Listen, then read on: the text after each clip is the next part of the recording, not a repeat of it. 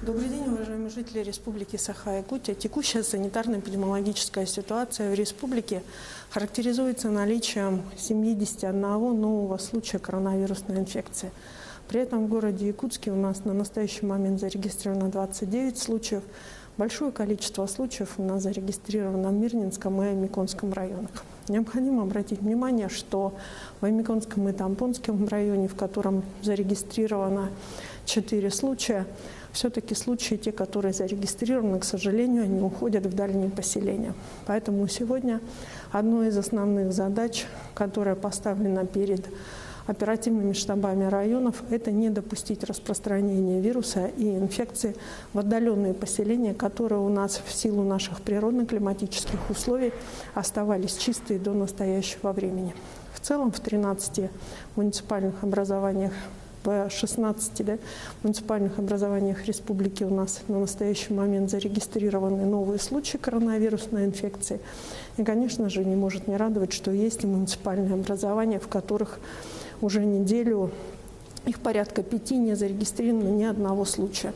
Но при этом необходимо обратить внимание на тот факт, что непосредственно соблюдение норм, установленных указов, обязательно на территории. Вирус на настоящий момент, безусловно, в меньшем количестве поражает наших граждан республики, но тем не менее он есть. В нашей лаборатории республики до сих пор работают в режиме также повышенной готовности. В целом за сутки проведено 2088 лабораторных исследований на новую коронавирусную инфекцию. Всего с начала пандемии лабораториями, а их у нас 15, а начинали мы с 2, обработано 942 157 тестов. Необходимо обратить внимание, что продолжается вакцинация населения.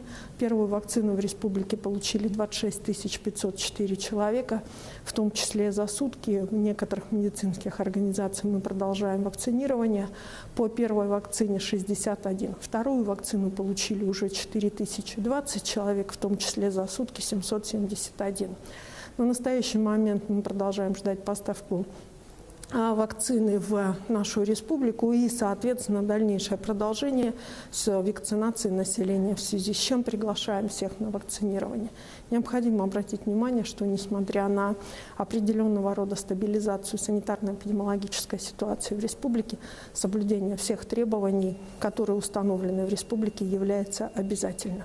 Это и масочный режим, это и режим непосредственно соблюдения социальной дистанции, и все-таки режим сохранения, прежде всего, собственного здоровья.